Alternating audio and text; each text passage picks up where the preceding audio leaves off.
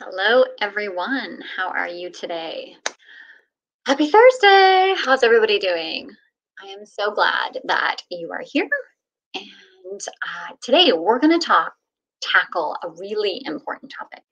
What we're talking about today is how to handle when you are having a horrible homeschool experience.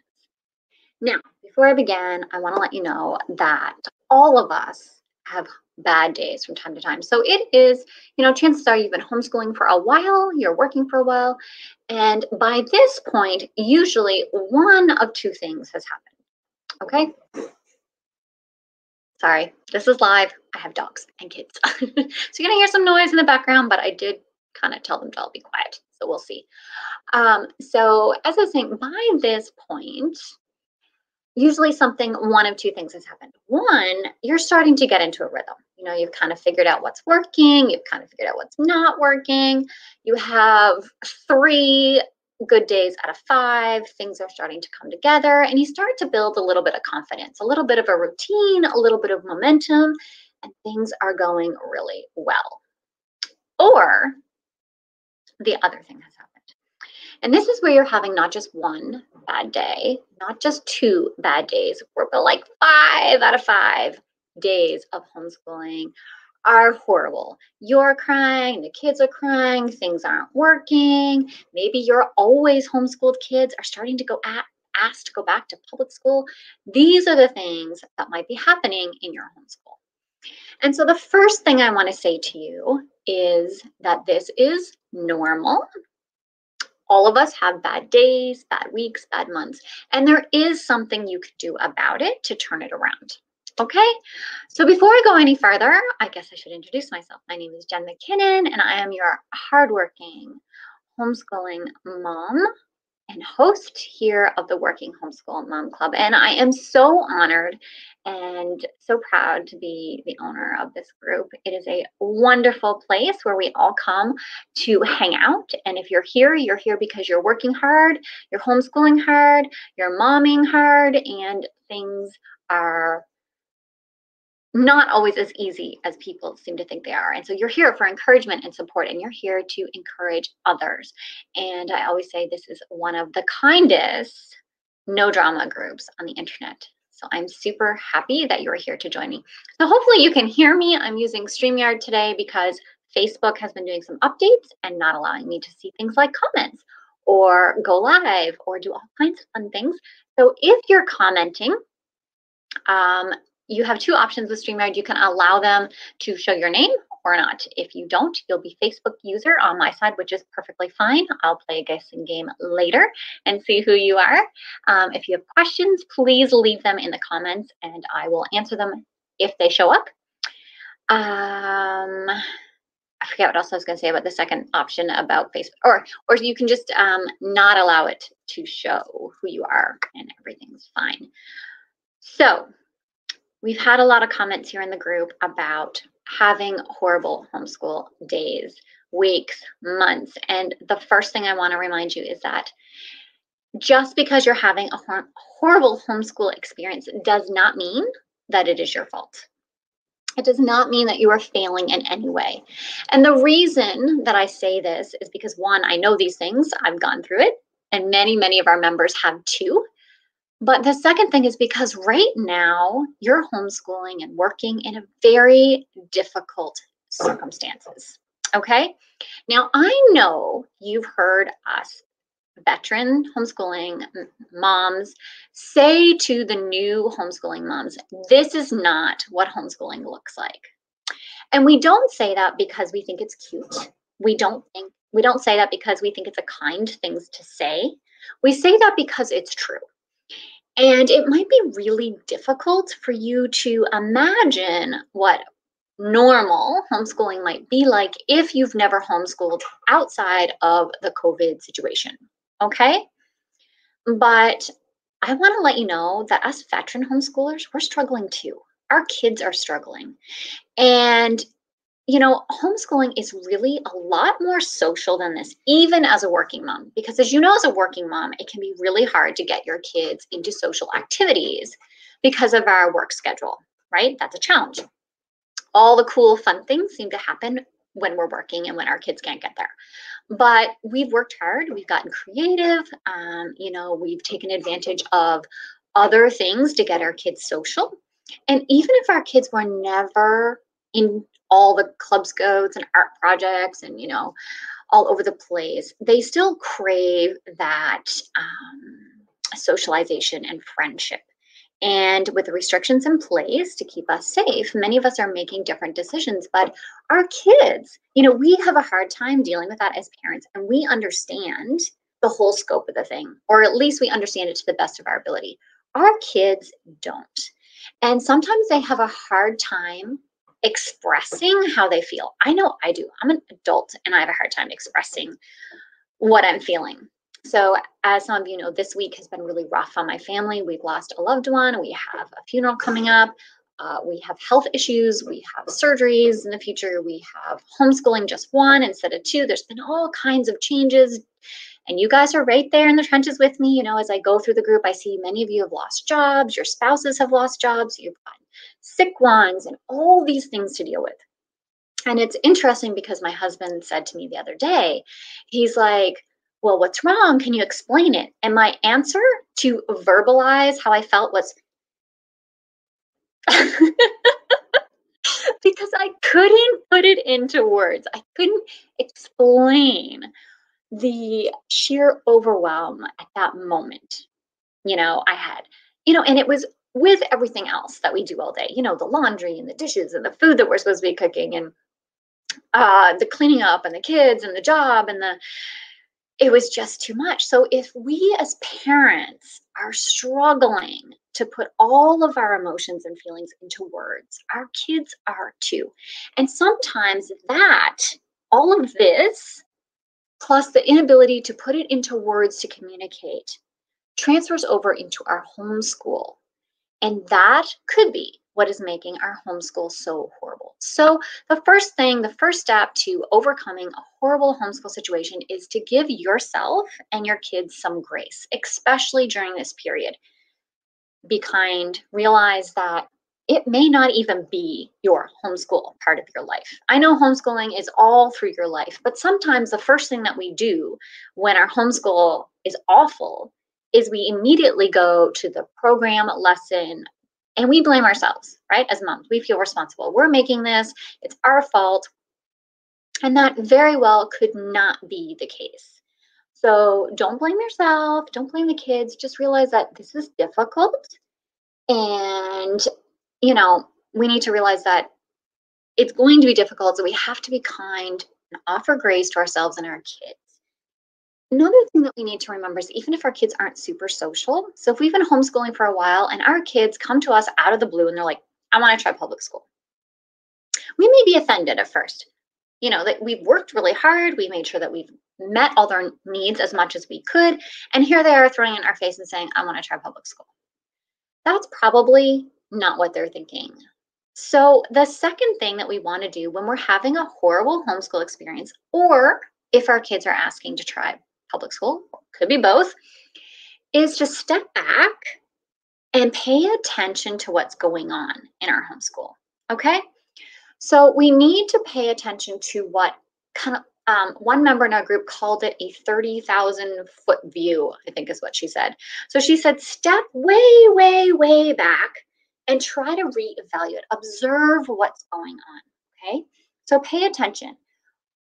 Try to figure out where things are going off track. So one example that we have is that our kids have different times of day that they learn best, okay? So a simple thing that might be throwing our entire homeschool off is when we're actually doing our lessons. Now, I realize not everyone has a lot of control over their homeschool schedule due to work. Okay, I realize that you probably have to be at work at certain hours. Some of you have a lot of flexibility in your homeschool working schedule. Some of you do not have any.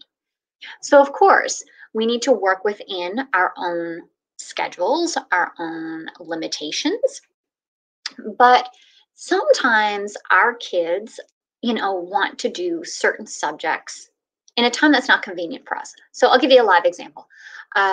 We do homeschooling now this year 5 days a week, but we've often done a 4-day core subject schedule, which means that our core subjects like math, language arts, science, and history were done 4 days a week, and everything else was kind of learned independently as fun on weekends, on my days off.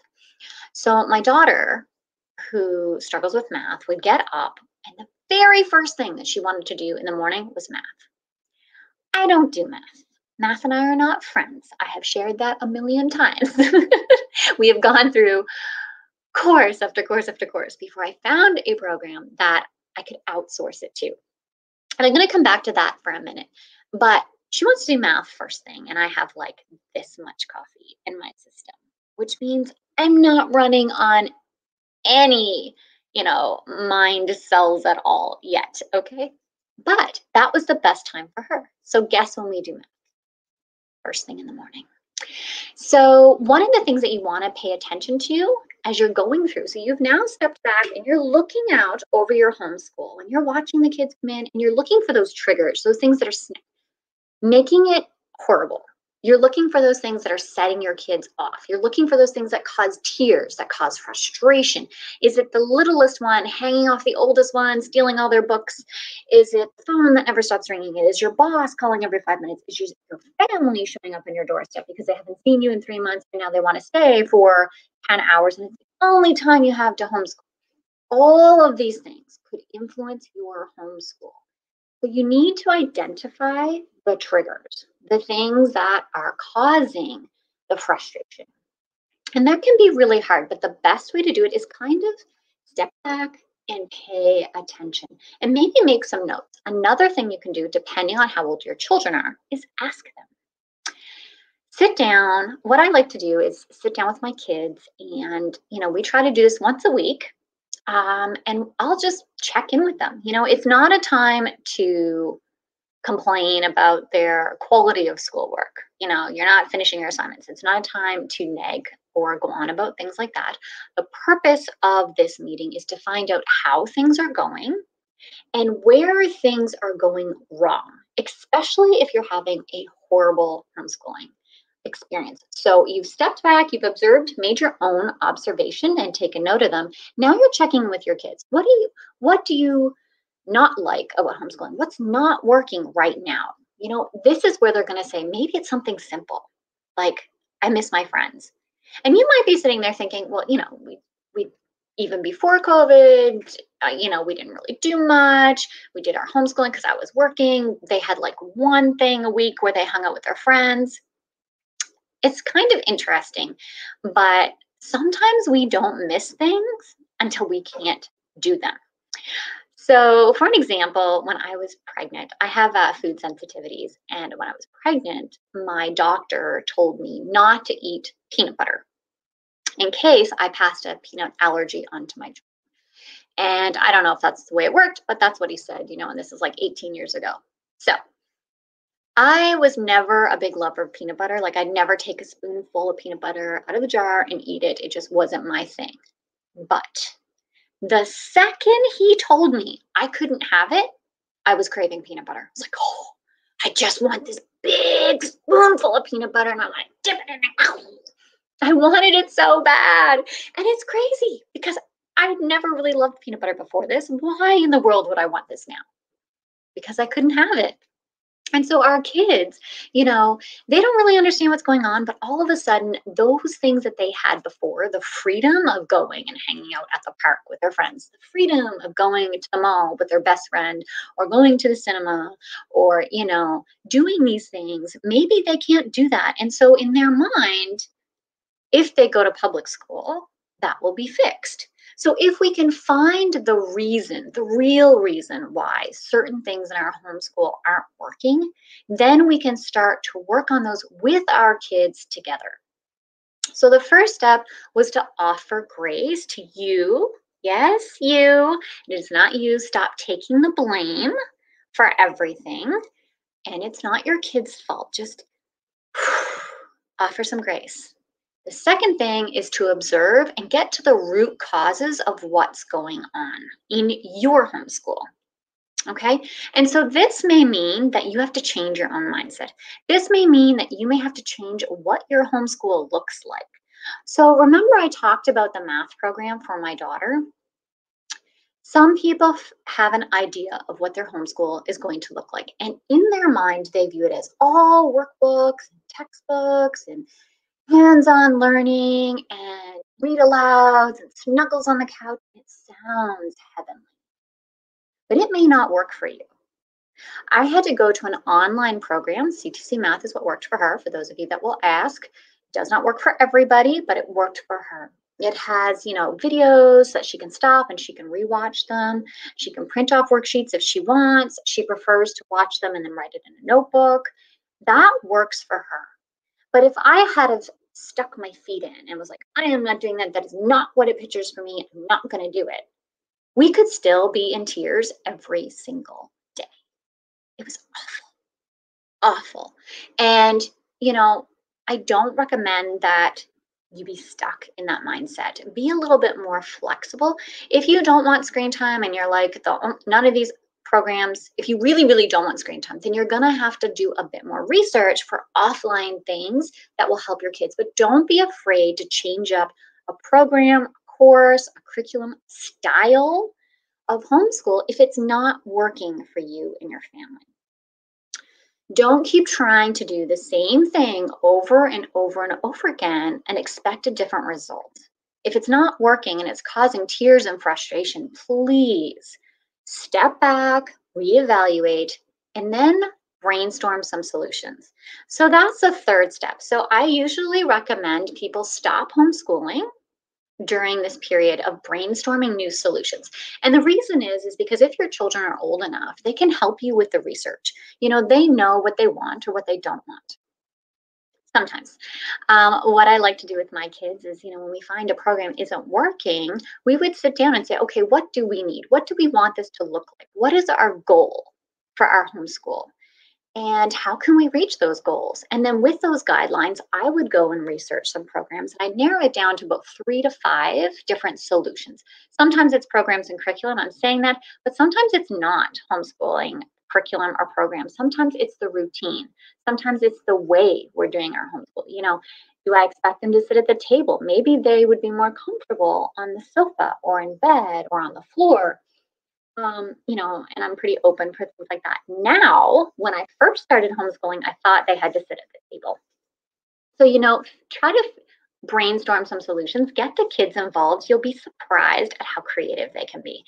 But also, this break gives you all a break. You need a mental break. You need to relax, you need to unwind, you need to let go of all the stress and anxiety that you've been carrying from your homeschooling being so horrible. So by taking that much needed break, and it can be a week, it can be a couple of days, it could be a month, you'll know with your own family. But using that break to kind of brainstorm some solutions, come up with a plan that you can test. So you're testing out this. It means you're not going to get it right the first time. You may decide to change up something small and then see how that works for a week or two. You might need to change up something big and see how that works for a week or two. But keep testing, keep trying. And when you find something that works, that's when the magic happens. That's when you can start finding joy in your homeschool again and peace. And it's not going to happen right away. And it's not going to happen without hard work, but you can do it. It can be saved. And sometimes those solutions come in a format that we don't see. So sometimes it's something simple as adding fun to your homeschool day. You have your seat work, your core subjects, and then you have some fun things that you do with your kids. And sometimes that's all that they really wanted. And that is why their homeschool is struggling. So your 3-step plan is to give yourself some grace, step back and identify what is going on, what's causing your homeschool to go sideways. And number 3 is to brainstorm some solutions and test them out. Okay. So hopefully that gives you guys a game plan, a little roadmap there to help you turn your homeschool around in 3 simple steps. I want to thank you guys for hanging out with me. If you've been commenting, nothing has shown up, so I apologize. I will hop back in the group and make sure that I answer any questions that have been asked. So I thank you guys for hanging out with me and have a great day. Bye.